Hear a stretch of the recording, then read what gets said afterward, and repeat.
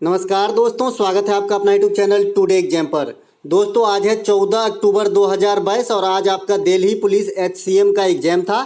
Third shift की भी exam समाप्त हो चुकी है। थर्ड शिफ्ट के एग्जाम में जीके, साइंस और कंप्यूटर के जो भी प्रश्न पूछे गए सभी प्रश्न को लेकर आ गए हैं। तो दोस्तों चलिए शुरू कर लेते हैं 100% ओरिजिनल प्रश्नों के साथ विथ एक्स्ट्रा फैक्ट। जैसा कि आप जानते हैं मैं एक्स्ट्रा फैक्ट के साथ आपको पढ़ाता हूं ताकि आप आने वाले समय में अगर एग्जाम देने वाले हैं तो आपको अधिकांश बेनिफिट प्राप्त हो सके। साथ ही ये PDF आप टेलीग्राम चैनल से निःशुल्क ले सकते हैं। एक प्रश्न आपसे पूछा गया था, कांग्रेस के सूरत विभाजन कब हुआ था जिसमें नरम दल और गरम दल में जो है विभाजन हो गया था? आप जानते हैं लाल बाल पाल ये जो है आपके गरम दल के नेता थे। तो ये कांग्रेस में फूट पड़ा था आपका 1907 में। और आज ही मैंने फर्स्ट शिफ्ट में एक एक बात बताया आपको कांग्रेस के रिगार्ड में। तो यहीं पे जो है फूट पड़ा था 1907 में और इसकी अध्यक्षता कर रहे थे आपका रास बिहारी घोष कर रहे थे, न कि बोस कर रहे थे। ये बात ध्यान रखिएगा, आने वाले शिफ्ट में ये प्रश्न छपेंगे, ठीक है। अब कांग्रेस से थोड़ा सा मसाला ले लीजिए।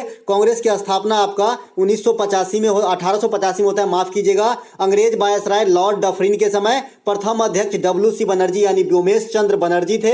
इसके अलावा प्रथम मुस्लिम अध्यक्ष आपका बदरुद्दीन तैयबजी जो 1887 के अंदर कांग्रेस के थर्ड अधिवेशन जो मद्रास में हुआ था की अध्यक्षता किए थे। इसके अलावा प्रथम अंग्रेज अध्यक्ष जॉर्ज यूले हैं। महात्मा गांधी एक ही बार कांग्रेस की अध्यक्षता किए थे 1924 में कांग्रेस के बेलगांव अधिवेशन में। इसके अलावा कांग्रेस के प्रथम महिला अध्यक्ष एनी बेसेंट है और प्रथम भारतीय महिला अध्यक्ष अगर आपसे पूछा जाता है तो सरोजिनी नायडू जो 1925 में जो है किए थे। एक प्रश्न आपका देखा गया, मौर्न का एंटोनिम पूछा गया था। मौर्न मतलब होता है सैड, सैड मतलब उदास, जो बीमार हो, जो पेल हो मतलब PALE इस प्रकार का। तो इसका उल्टा आपका रिजॉयस हो जाएगा, हैप्पी हो जाएगा। ये सब आपका जो है मौर्न का उल्टा हो जाता है, ठीक है। तो यहाँ पे हैप्पी ऑप्शन में दिया गया था और यही राइट आंसर करके आना था। एक प्रश्न आपसे पूछा गया था, अकॉर्डिंग टू 2011 जनगणना के अनुसार सबसे कम पुरुष साक्षरता दर किस राज्य की है? फर्स्ट शिफ्ट में महिला साक्षरता दर पूछा गया था सबसे कम। वहीं पर मैंने बताया था कि भाई बिहार का जो है समग्र साक्षरता दर भी सबसे कम है, ठीक है। तो यहाँ पे बिहार राइट आंसर हो जाएगा।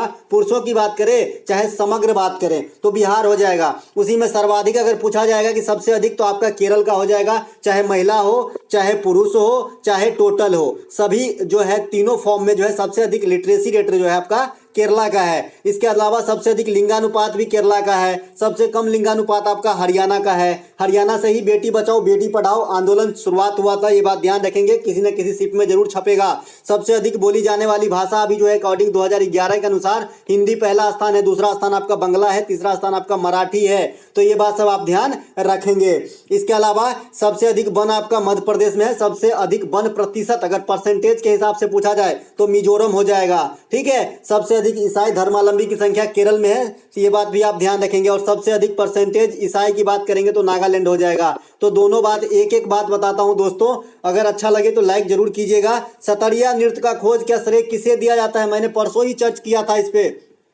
तो सतरिया नृत्य का श्रेय जो है खोज का शंकर नारायण को दिया था, शंकर नारायण देव को, इस प्रकार का नाम है इनका। तो यही राइट आंसर करके आना था। इसके अलावा सतरिया जो है ये असम का शास्त्रीय नृत्य है, जो सबसे लेटेस्ट वाली शास्त्रीय नृत्य है। शास्त्रीय नृत्य कितने हैं? 8 है। आप नीचे देख रहे हैं एक पेपर कटिंग है जो मैं आपने को पहले बताया हूं आपको, इसी का ये पेपर कटिंग है कि भारत में कितने शास्त्रीय नृत्य है। जहां पर डांगी नृत्य पूछा गया था जो हिमाचल प्रदेश से था वहां पर भी बताया है। तो 8 शास्त्रीय नृत्य है, जिसमें सबसे नीचे मैंने सतरिया को लिख के रखा हूं, देख लीजिए। तो सतरिया नृत्य जो है इसके बारे में बताया था कि सबसे लेटेस्ट है। साथ ही साथ मैंने शास्त्रीय भाषा का भी चर्चा किया था कि भारत में कुल 6 शास्त्रीय भाषा है, जिसमें तमिल है, तेलुगु, कन्नड़, मलयालम, संस्कृत, ओडिसी है। जिसमें तमिल को आपको जो है 2004 में दिया गया था दर्जा, संस्कृत को 2005 में और सबसे लेटेस्ट 2014 में ओडिसी को दिया गया था। तो सबसे लेटेस्ट वाला शास्त्रीय नृत्य है शास्त्रीय नृत्य, और शास्त्रीय भाषा में ओडिसी है।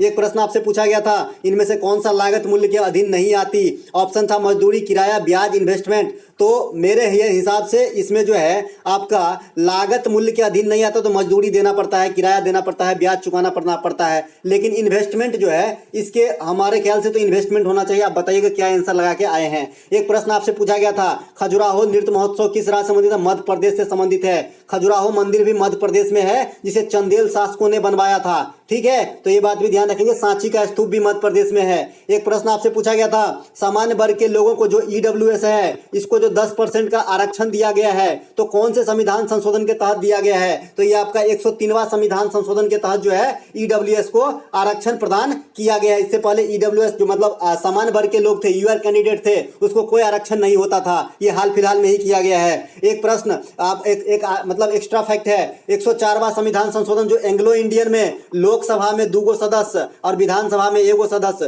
की नियुक्ति लोकसभा में राष्ट्रपति के द्वारा, विधानसभा में राज्यपाल के द्वारा किया जाता था, इस पे जो है अंकुश लगा दिया गया है। इसीलिए अब मैक्सिमम नंबर ऑफ जो मेंबर है लोकसभा में 585 हो गए। ठीक है, तो ये 104वां संविधान संशोधन के तहत हटाया गया एंग्लो इंडियन की प्रथा को। इसके अलावा 101वां संविधान संशोधन जो है ये आपका जीएसटी से संबंधित है। जीएसटी अधिकतम कितने हो सकते हैं? 28%। सबसे पहले कहां लगा? तो असम में लगा। तो ये बात सब आप ध्यान रखेंगे।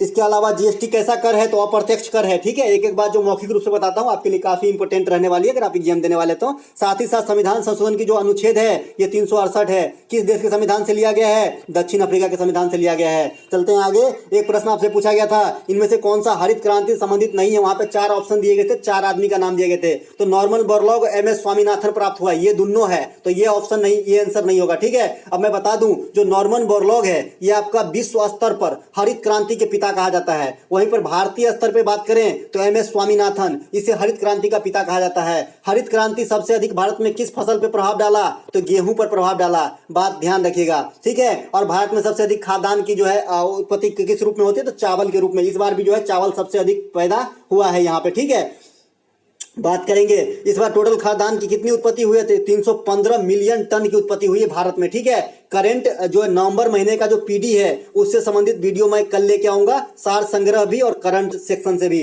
तो देखिएगा जरूर। ठीक है, एक प्रश्न आपसे पूछा गया था कि गणतंत्र दिवस 2022 के पहले राष्ट्रपति के द्वारा वीरता पुरस्कार किसे दिया गया था? आपको पता है कि गणतंत्र दिवस के अवसर पर पद्म श्री पुरस्कार की जो हुआ था उसमें 128 आदमी को दिया गया था, जिसमें 4 पद्म विभूषण और इसके अलावा जो है आपका 4 को दिया गया था 107 पद्म श्री। 7 4 11 121 हो गया, और आपका जो है 7 को दिया गया था पद्म भूषण। तो इस प्रकार से 7 4 11 7 नहीं, 7 को कहां से? 11 4 7 4 11 111 अगर घटा देंगे तो 17 आदमी को दिया गया था आपको पद्म भूषण। तो 17 4 को पद्म विभूषण, 17 को भूषण और 107 को पद्म श्री। लेकिन ये गणतंत्र दिवस की बात की, यानी गणतंत्र दिवस की कहानी है। लेकिन पूछा गया था गणतंत्र दिवस के पहले वीरता पुरस्कार किसे दिया गया था? नीरज चोपड़ा को। जैसे ही टोक्यो ओलंपिक जो 21 में कराया गया था 20 वाला, उसमें जैसे ही गोल्ड जीता वैसे ही इसको पुरस्कार देने की घोषणा हो गई थी। बात करें नीरज चोपड़ा जो है एकमात्र विजेता रहे हैं गोल्ड के, जो टोक्यो ओलंपिक में भारत ने 1 ही गोल्ड प्राप्त किया है और 2 रजत प्राप्त किया था और 4 ब्रॉन्ज प्राप्त किया था।